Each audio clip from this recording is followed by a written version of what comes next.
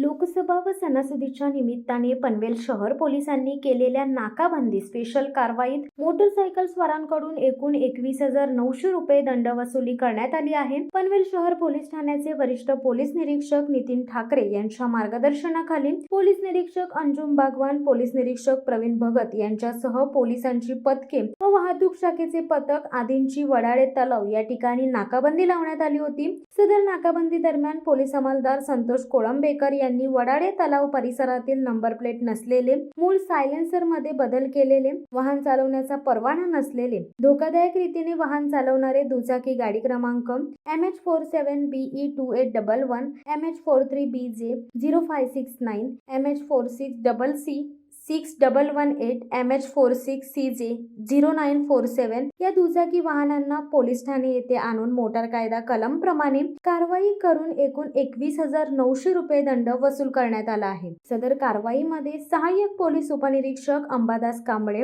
सहाय्यक पोलीस निरीक्षक संजय धारेराव, पनवेल वाहतूक शाखेचे पोलीस हवालदार दत्तात्रय शिंदे, पोलीस नाईक किरण सोनावणे आदी उपस्थित होते। शिवसत्ता टाइम्ससाठी संजय कदम, पनवेल। दे धडक बेधडक वृत्त देणाऱ्या आपल्या शिवसत्ता टाइम्स न्यूज चॅनलला लाल बटन दाबून सबस्क्राईब करा आणि बेल आयकॉनला क्लिक करायला विसरू नका।